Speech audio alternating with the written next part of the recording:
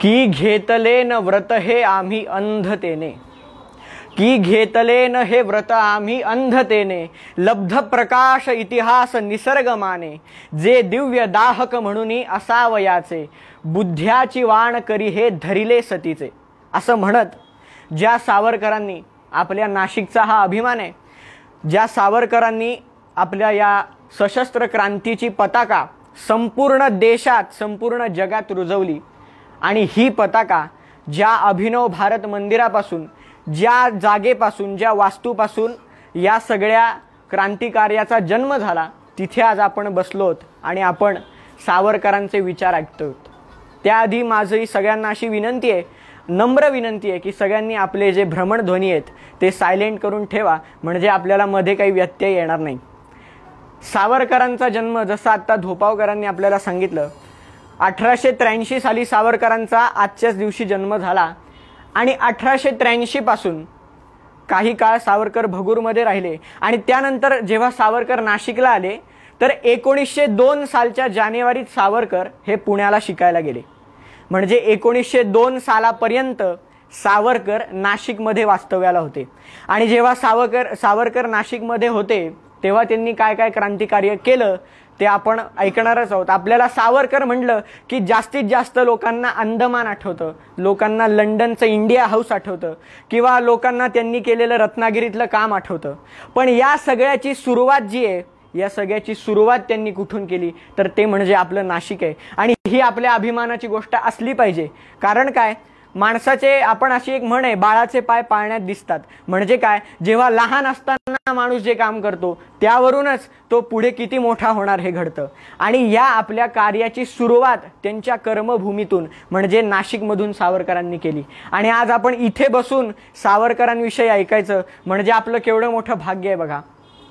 आता सावरकरांच्या नाशिकचं क्रांतिकार्य हा विषय मी आज बोलणार आहे. फार बोलणार नाही पण कमीही बोलणार नाही. सावरकरांच्या नाशिकमधलं क्रांतिकार्य बोलायचं तर त्याच्या आधी नाशिकमधली परिस्थिती काय होती हे आपल्याला आधी कळलं पाहिजे, नाहीतर नुसतं आपल्याला ऐकून काही उपयोग होणार नाही. त्यासाठी 2 गोष्टी मी तुम्हाला सांगतो आणि त्या गोष्टींपासून आपण आजच्या या व्याख्यानाची सुरुवात करू. त्या गोष्टी अशा आहेत. पहिली गोष्ट म्हणजे आता ह्या गोष्टी सावरकर नाशिकमधून गेल्यानंतरच्या आहेत, पण या गोष्टींमुळे आपल्याला समजेल, आपल्याला त्या काळी आपल्या नाशिककरांवरती जो अन्याय इंग्रज लोक करत होते ते समजेल. दिल्लीत तर अन्याय व्हायचा, गल्लीत अन्याय काय होतो ते आपल्याला कळत नाही. म्हणून मी सांगतो, पहिली गोष्ट आपल्या इथे जे गोल्फ क्लब आहे, ज्याला अनंत कान्हेरे मैदान असं नाव दिलंय, आपल्यापैकी बरेच जण तिथे गेलेच असतील, मला याची खात्री आहे. हे जे गोल्फ क्लब आहे, या गोल्फ क्लबमध्ये त्या काळी जे ब्रिटिश ऑफिसर लोक असायचे ते गोल्फ खेळायचे. आता गोल्फ हा खेळ सगळ्यांना माहिती असेल, त्यात चेंडू उडवायचा असतो. विल्यम्स नावाचा एक ऑफिसर होता आणि एक दिवशी झाला असं, हा त्याचा जो गोल्फ खेळत होता आणि खेळता खेळता त्याने चेंडू तो जोरात मारला आणि तो त्या मैदानाच्या बाहेर रस्त्यावर येऊन पडला. साधी गोष्ट आहे, चेंडू खेळता खेळता मैदानाच्या बाहेर रस्त्यावर येऊन पडला. आता या ब्रिटिश लोकांनी काही माणसं ठेवलेली होती. ही माणसं काय करायची, फक्त चेंडू बाहेर पडला की तो आणून देऊन पुन्हा यांच्या हातात द्यायचा, एवढंच यांचं काम. पगारी माणसं.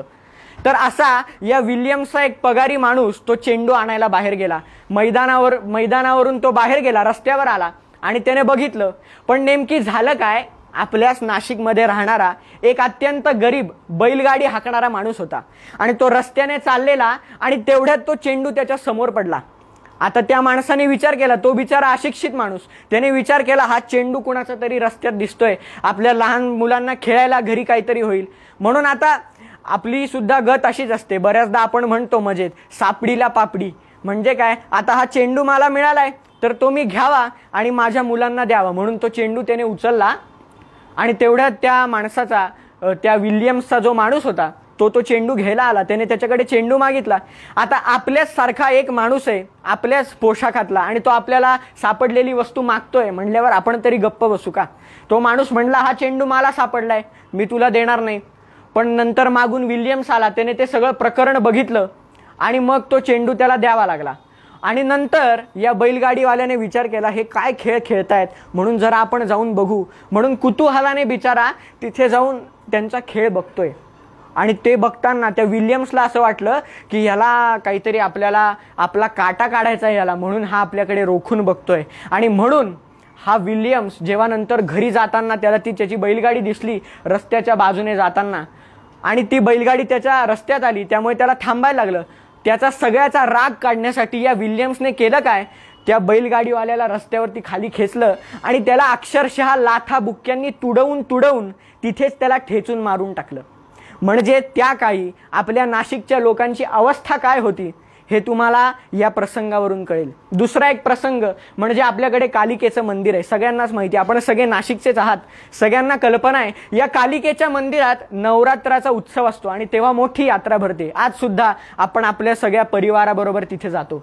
तशी त्या काळी सुद्धा यात्रा भरायची. फक्त फरक एवढाच की त्या काळी हे कालिकेचं मंदिर हे आपल्या नाशिकच्या बाहेर होतं, नाशिकच्या सुद्धा बाहेर हे मंदिर होतं आणि म्हणून तिथे यात्रा भरायची. आणि हे जे अभिनव भारत मंदिर आहे जिथे आपण बसलोय, या संघटनेच्या तरुणांनी 1906 सालच्या नवरात्रातली गोष्ट आहे, या संघटनेच्या तरुणांनी त्या कालिकेच्या यात्रेत जाताना वंदे मातरम अशा फक्त घोषणा दिल्या.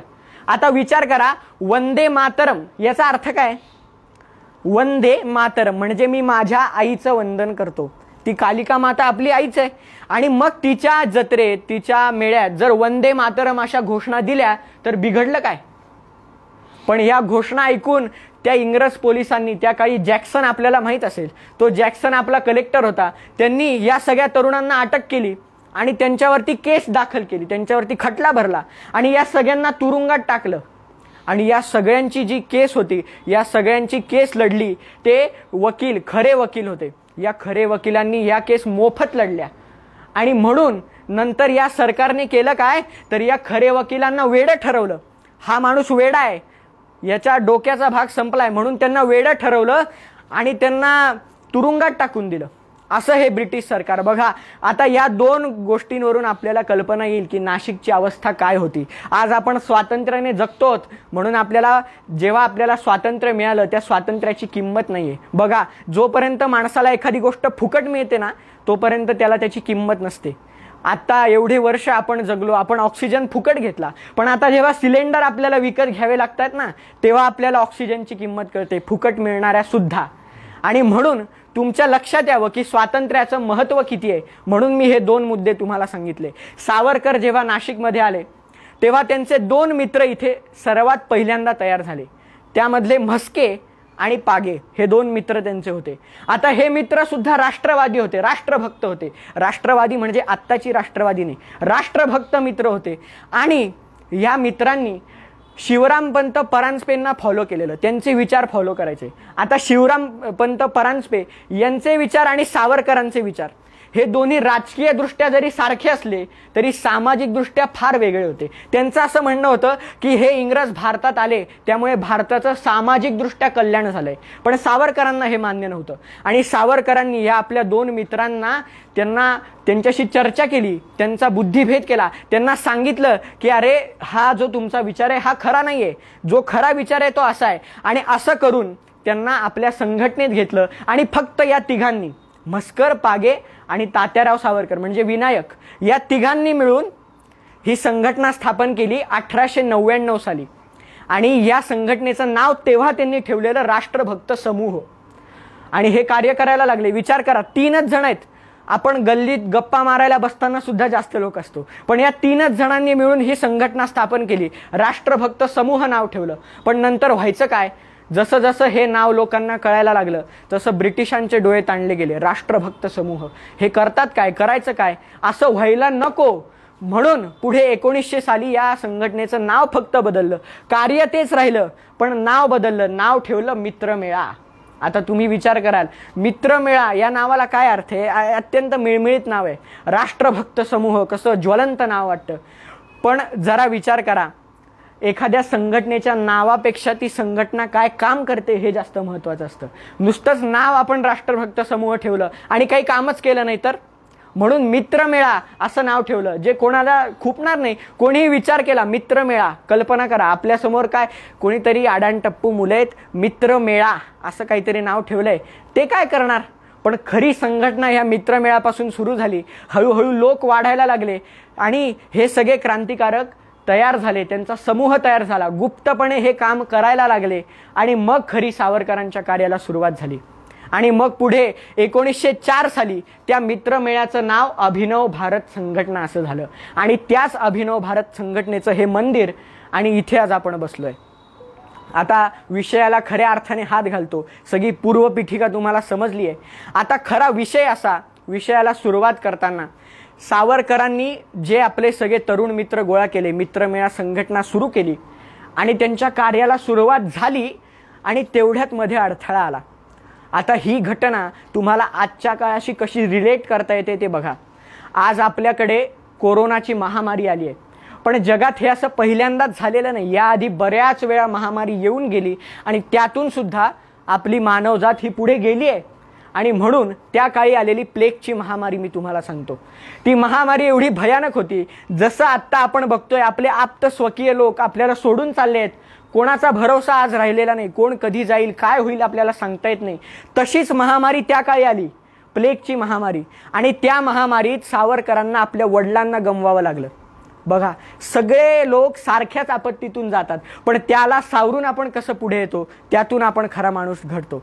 सावरकरांना आपल्या वडिलांना गमवावं लागलं, आपला चुलता गेला आणि त्यानंतर त्यांच्या धाकट्या भावाला सुद्धा प्लेग झाला. नारायणरावांना प्लेग झाला. ते हॉस्पिटलमध्ये ॲडमिट झाले आणि त्यांची सगळी सेवा करायला बाबाराव सावरकर जायला लागले, म्हणजे मोठा भाऊ जायला लागला. आणि तिथे जाऊन जाऊन त्यांच्याबरोबर राहून राहून बाबारावांना सुद्धा प्लेग झाला.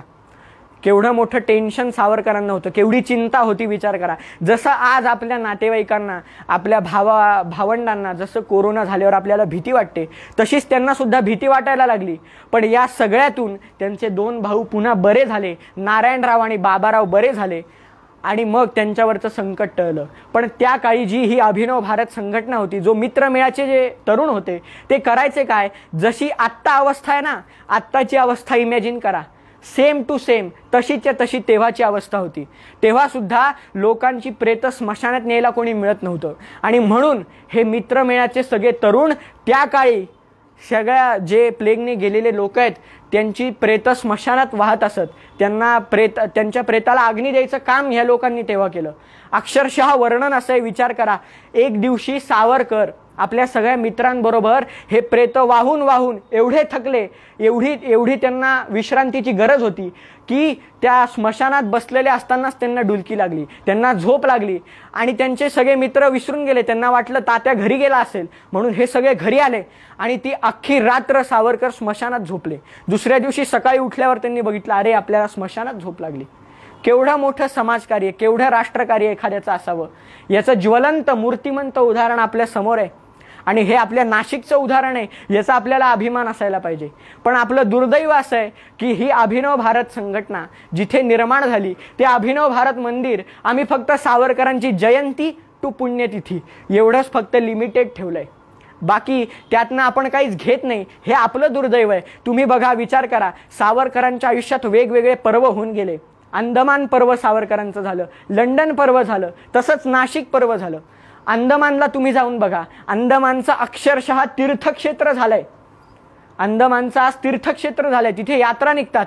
आणि त्या उलट अंदमान एवढीच महत्त्वाची असणारी ही जागा आणि या जागेची अवस्था आज आपण बघा, आपल्याला डोळ्याने बघवली जात नाही, अशी अवस्था या जागेची झाली आहे. आणि याला कारणीभूत जर कोणी असेल तर याला कारणीभूत सरकार मानता येणार नाही. याला कारणीभूत आहोत आपण, नाशिकचे नागरिक, ज्यांना सावरकर आवडतात, ज्यांना देश आवडतो, ज्यांना आपली भारत माता आवडते, पण त्यांच्या जागेविषयी, त्यांनी जिथून हे काम केलं त्याविषयी आपल्याला माहितीच नाही. किंवा त्याविषयी माहिती जरी असली तरी ती जागा चांगली असावी, ते स्मारक व्हावं, ते खऱ्या अर्थाने मंदिर व्हावं, ही तळमळ आमच्यात नाही. या 2 गोष्टी आहेत. म्हणून आज या जागेची अशी वेळ आली असं मला वाटतं. पुढे सावरकरांच्याच आयुष्यातले वेगवेगळे प्रसंग फक्त नाशिकचे आपण ऐकणार आहोत. सावरकर सगळ्यांनाच माहिती आहे, अंदमानात सावरकरांनी काय केलं, लंडनला काय केलं, पण नाशिकला सावरकरांनी काय केलं हे जास्त महत्त्वाचं आहे. कारण आज आपण आत्ता नाशिकमध्ये आहोत आणि हीच ती जागा आहे, हीच ती वास्तू आहे, याच त्या भिंती आहेत जिथे सावरकरांनी सगळ्या आपल्या मित्रांना एकत्र करून शपथ दिली असेल. त्या काळी शपथ द्यायची पण काय प्रथा होती, शपथ कशी द्यायची हो? कुणालाही आपल्या संघटनेत सामील करून घेतलं आणि तो नंतर फितूर झाला तर त्याच्यासाठी राष्ट्रावरती निष्ठा किती असेल विचार करा. आपण कल्पना सुद्धा करू शकत नाही हो. आज आपल्याला स्वातंत्र्य मिळालंय पण आपण त्याची किंमत हरवून बसलोय. बघा त्या काळी शपथ कशी द्यायचे तर एक चिमणी घ्यायची रॉकेलची आणि ही चिमणी पेटवायची. ती चिमणी जशी पेटली तसं ती काच त्याची आजूबाजूची जी असायची ती गरम व्हायची, अत्यंत गरम. कोणी जर चिमण्या बघितल्या असतील तर त्यांना अंदाज येईल. आत्ताच्या पिढीतल्या लोकांना पटकन कळणार नाही पण जी काच असते ती काच अत्यंत गरम व्हायची. आणि हे क्रांतीवीर, हे स्वातंत्र्य सैनिक काय करायचे, ही चिमणी समोर ठेवायचे. ज्याला आपल्या अभिनव भारतात, ज्याला मित्रमेळ्यात सामील करून घ्यायचंय त्याच्यासाठीची ही कसोटी आहे. तो फितूर व्हायला नको म्हणून काय करायचं, त्या चिमणीवरती त्याला आपले दोन्ही हात ठेवायला लावायचे. केवढी अवघड गोष्ट आहे. साधा आपण असं बोट लावलं तरी चटका बसून हात मागे घेतो आणि निर्धाराने, त्याच्या आत किती निर्धार आहे ते बघायला दोन्ही हात त्या चिमणीला लावायचे. आणि जोपर्यंत समोरच्याला वाटत नाही की खरंच ह्याच्यामध्ये राष्ट्रनिष्ठा आहे तोपर्यंत तो हात काढायचा नाही. अनंत कान्हेरेंनी जेव्हा शपथ घेतली तेव्हा असेच हात त्या चिमणीला धरले आणि अक्षरशः ते हात, ते चिमणी एवढी गरम होती की ते हात त्या काचेला चिकटले आणि नंतर सुरीने कापून ते हाताचं सगळा असा जो मांसल भाग असतो आपल्या तो त्याला चिकटला आणि तो सुरीने कापून त्यांना काढावा लागला. विचार करा केवढी राष्ट्रनिष्ठा असेल, केवढी तळमळ असेल. आपल्याला आज असं करायची तर गरज नाहीये. आज आपलं राष्ट्र स्वतंत्र झालंय पण आपण आपल्या राष्ट्रासाठी काय करतो याचा आपण विचार केला पाहिजे. आणि म्हणून त्या काळी 7वा एडवर्ड नावाचा एक राजा होता, म्हणजे जो ब्रिटिश राजा होता त्यातला पहिला, दुसरा, तिसरा असे जे राजे असतात त्यातला 7वा राजा 7वा एडवर्ड याचा राज्याभिषेक होणार होता. आणि याच्या राज्याभिषेकासाठी सगळ्या भारतात आनंद उत्सव सुरू झाला की आपला राजा आहे हा, म्हणून आपण याचा आनंद उत्सव करू. म्हणून सगळीकडे आनंद उत्सव सुरू झाला आणि तोच प्रस्ताव इथल्या अभिनव भारताच्या मित्रमेळ्याच्या बैठकीत म्हस्कर आणि पाग्यांनी आणला. ते म्हणले आपण असं करू. असेही काय, आपण त्या राजाला मानत नाही पण तो आपण एक जर कार्यक्रम ठेवला तर हे जे पोलीस आपल्यावरती लक्ष ठेवून असतात त्यांना असं वाटेल की हे काय आपल्यातलेच आहेत बुवा, म्हणून आपण असं करू. पण सावरकर म्हणले अजिबात नाही, तो आपला राजा नाही आणि आपण त्याला मानणार नाही. पण झालं काय, सावरकर एकदा कोठूरला गेले. आता सावरकर किती भारी होते, आपल्या नाशिकचे होते शेवटी, किती भारी होते ते तुम्हाला कळेल. बघा सावरकर कोठूरला गेले आणि ते कोठूर एक छोटं खेडेगाव आहे. कोणी जाऊन आले असतील तर त्यांना कळेल. ते कोठूर छोटं खेडेगाव आहे आणि या खेडेगावात तिथल्या अध्यक्षांनी एक सभा भरवली आणि त्या सभेत त्यांनी असं वक्तव्य केलं की राजा एडवर्ड हा खरोखर आपला बाप आहे. असं ते आनंदाच्या भरात बोलता बोलता बोलून गेले.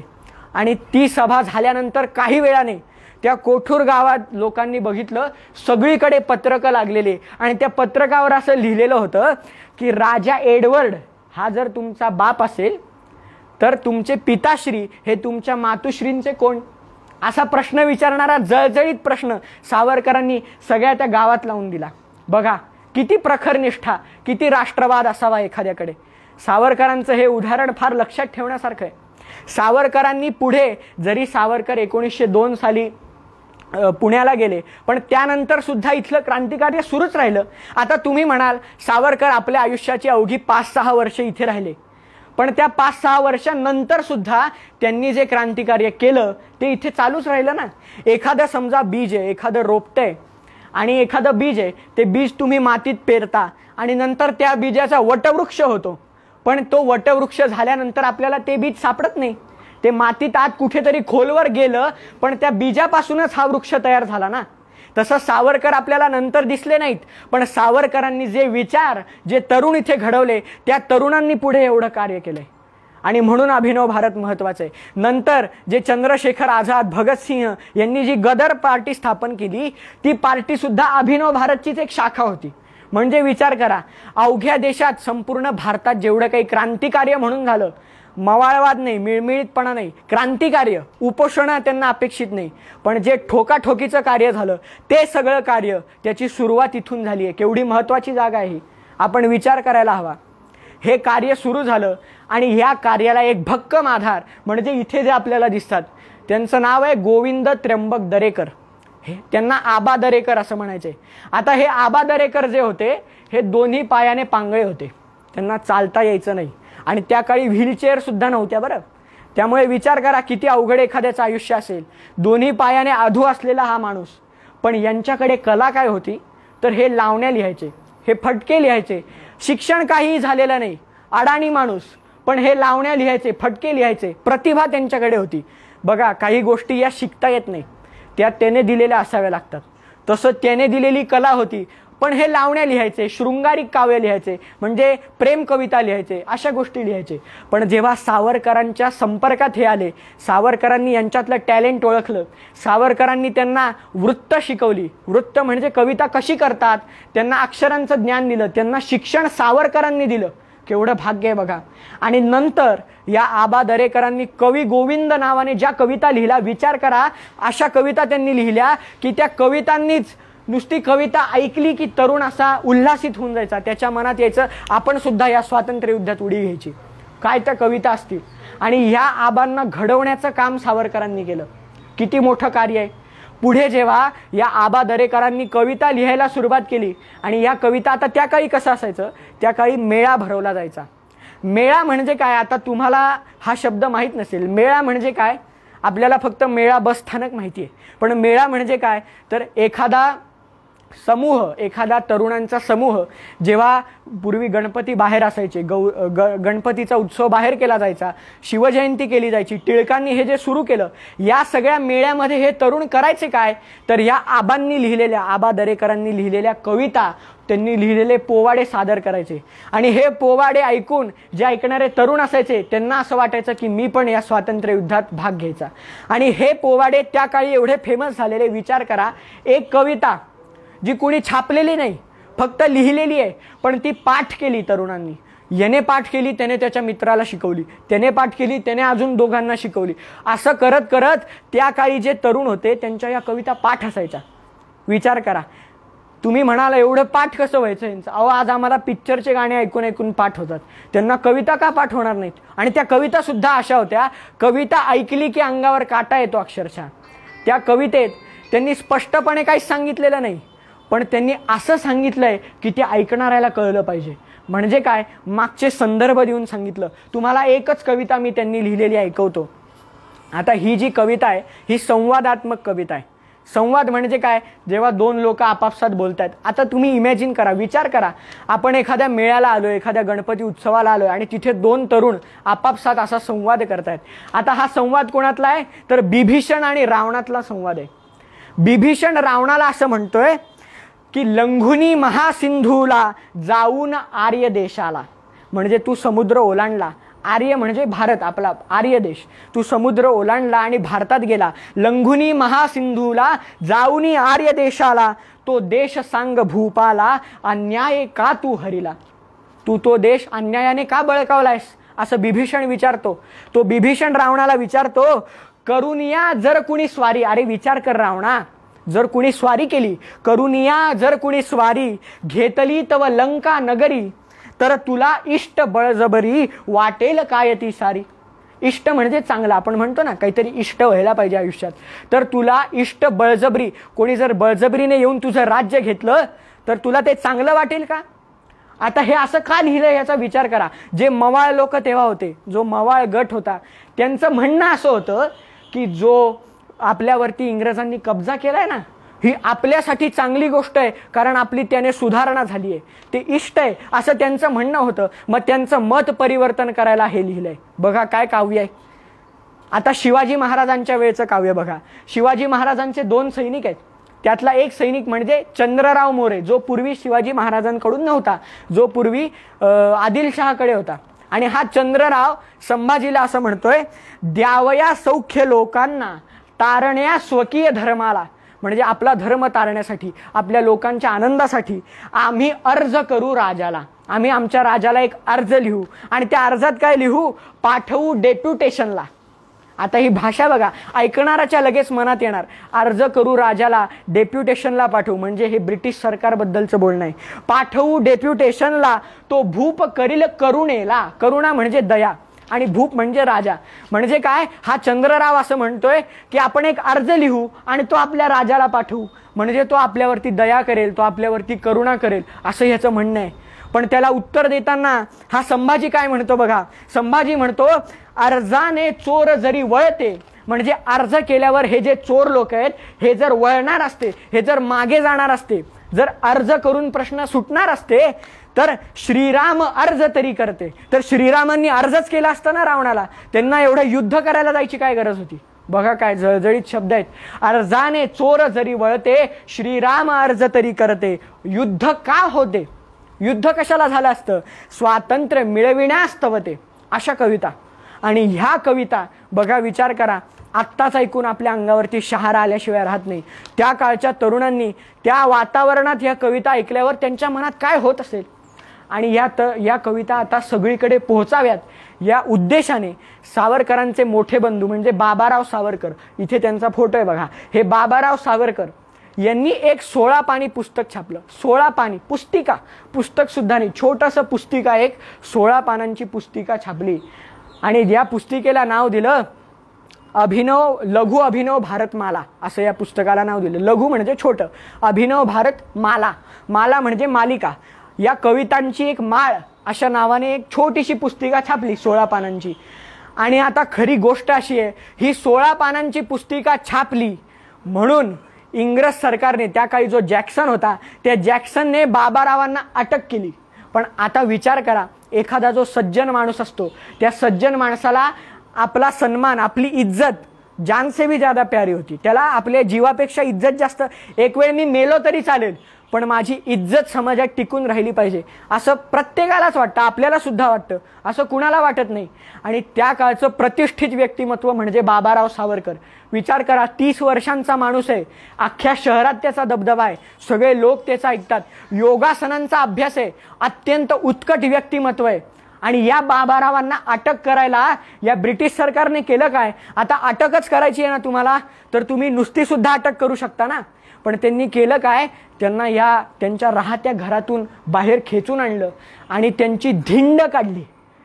संपूर्ण नाशिक शहरात या बाबाराव सावरकरांची धिंड ब्रिटिश सरकारने काढली. त्यांच्या तोंडाला काळं फासलं. विचार करा, मेल्याहून मेल्याचा प्रसंग आहे. एक वेळ एखाद्या सज्जनाला तुम्ही मारलं तरी चालेल, पण त्याची अशी इज्जत गेलेली त्याला चालणार नाही.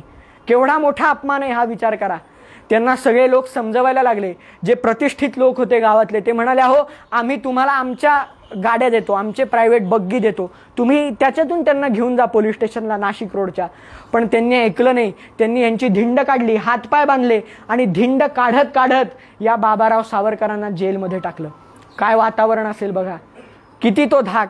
आणि ज्या जॅक्सनने बाबारावांना टाकलं, विचार करा, आत्तापर्यंत इतिहासात अशी कुठली घटना असेल का की फक्त 16 पानांचं एक पुस्तक छापलं छोटंसं म्हणून जन्मठेपेची शिक्षा. काय सरकार आहे, आत्तापर्यंत इतिहासात कधीच असं झालेलं नाही. आणि फक्त पुस्तक छापलं म्हणून त्यांना जन्मठेपेची शिक्षा दिली.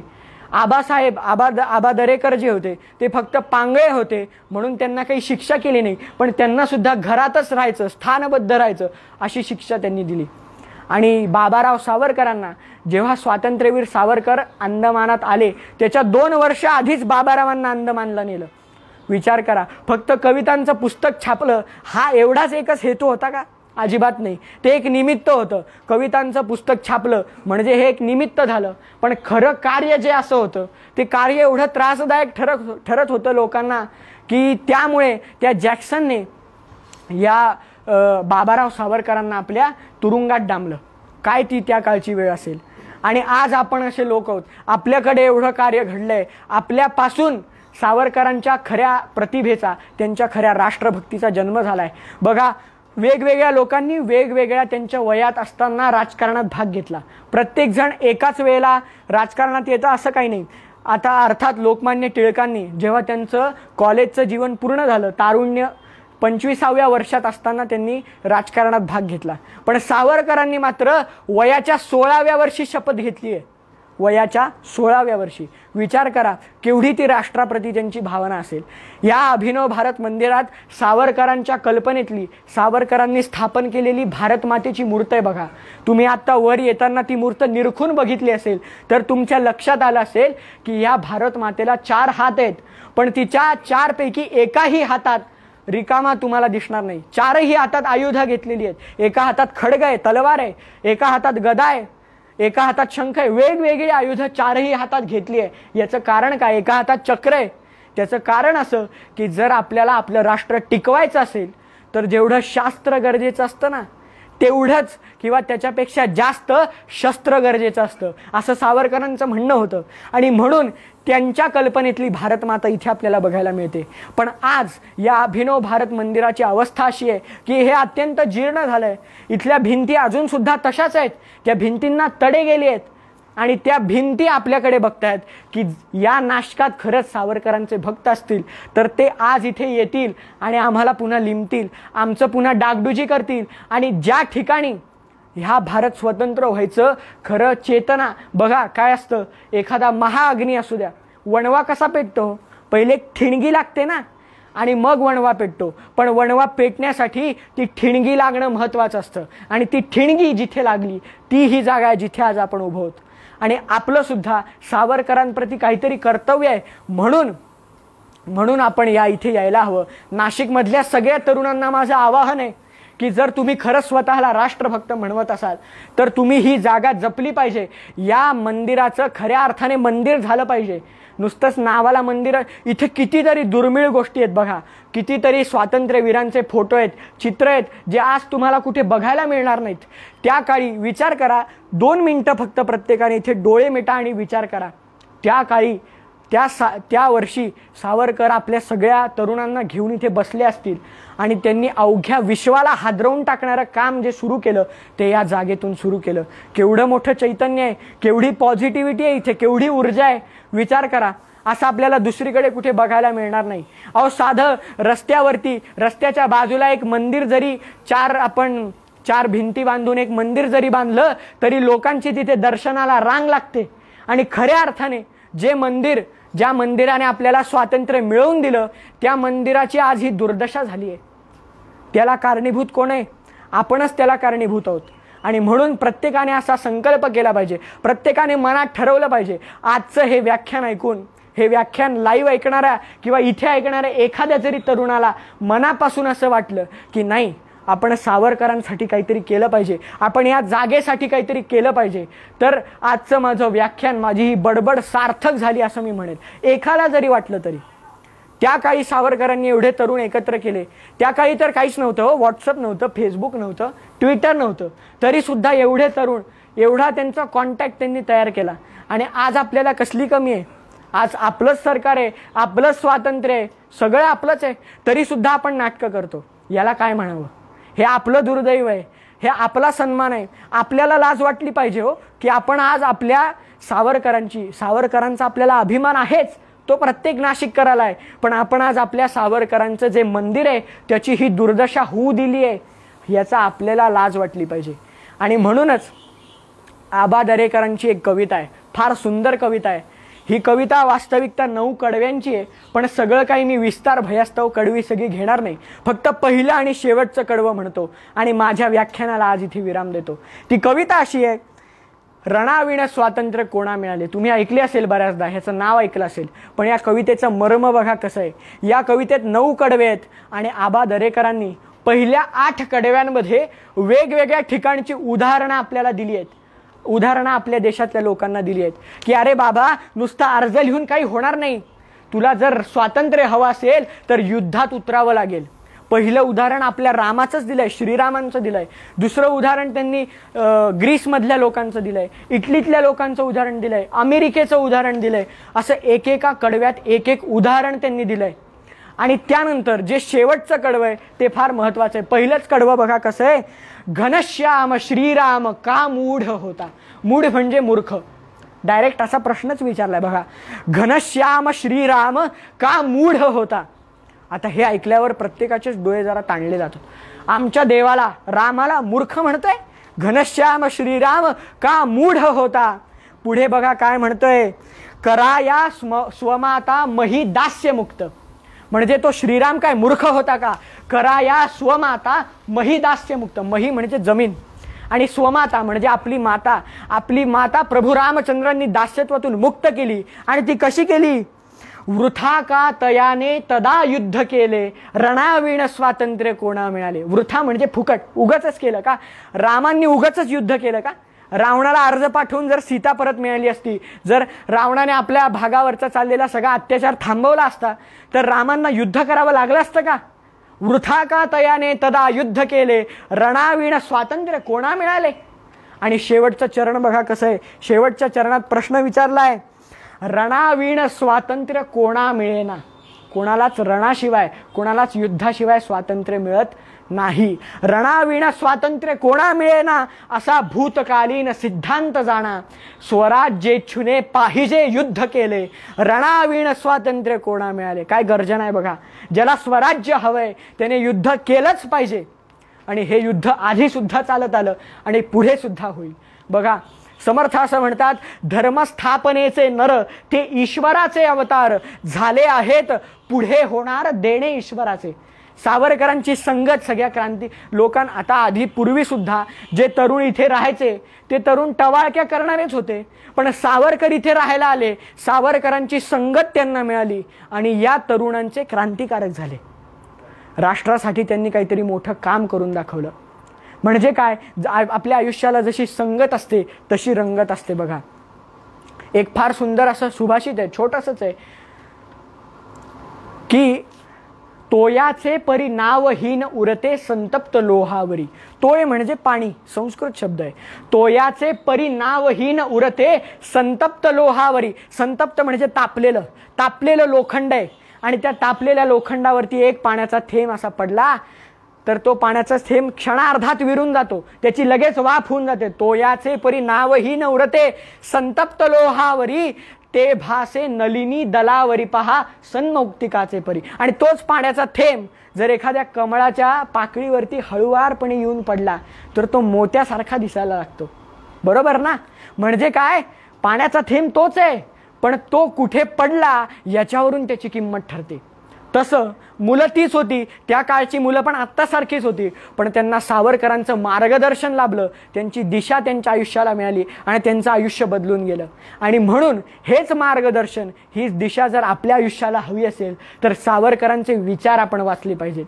नुसतंच सावरकरांच्या नावाचा उदो उदो होऊन काही होणार नाही, नुसतीच त्यांच्या मूर्तीची पूजा करून काही होणार नाही, तर त्यांच्या विचारांची पूजा, त्यांच्या विचारांना आपण आत्मसात केलं पाहिजे. आणि म्हणून आज आपण सगळे इथे जमलोत. तर मी सगळ्या तरुणांना नाशिकमधले आवाहन करतो की ह्या अभिनव भारत संघटनेत, या अभिनव भारत मंदिरात तुम्ही सगळे नक्की भेट द्या, त्या भारत मातेचं दर्शन घ्या, या सगळे झालेली अवस्था बघा आणि हे सगळं याचं रूप पुन्हा आधीसारखं व्हावं, पुन्हा याचं रूप पालटावं. म्हणून सगळ्यांनी आपल्या मनापासून नक्की प्रयत्न करा आणि आपण सगळे मिळून नक्कीच या अभिनव भारत मंदिराला, जे त्याचं गेलेलं वैभव आहे, अहो विचार करा, इथल्या कपाटांमध्ये सावरकरांनी स्वतः लिहिलेली पत्र पडली आहेत, त्या पत्रांवरती पाणी पडलंय, त्यांची दुर्दशा झाली आहे. त्या पत्रात सावरकरांनी स्वतः असं म्हणलंय, इथे 3 सभागृह बांधा, त्यांना अशी अशी नावं द्या, त्यांना ही नावं द्या, असं काम करा, तसं काम करा, सगळा उपदेश सावरकरांनी केलाय. पण आज दुर्दैवाने नुसत्याच इमारती उभ्या आहे आणि त्या दुर्लक्षित झालेल्या इमारती आहे. आज मंदिरांमध्ये गर्दी होते, पण अशी वास्तू जी मंदिरा इतकीच महत्त्वाची आहे, मंदिरा इतकीच महत्त्वाची वास्तू आहे, पण तिथे मात्र आज आपलं दुर्लक्ष झालंय. हे आपलं दुर्दैव आहे, याची आपल्याला लाज वाटायला पाहिजे आणि याची लाज आपल्या मनात राहू द्या. आणि खरंच काहीतरी करावं असं तुम्हाला जर आजच्या या व्याख्यानातून वाटलं तर माझ्या आजच्या या व्याख्यानाचं खरंच खऱ्या अर्थाने सार्थक झालं असं मला वाटेल. एवढं बोलतो आणि माझे शब्द मी इथे अल्पविराम देतो माझ्या शब्दांना. भारत माता की जय.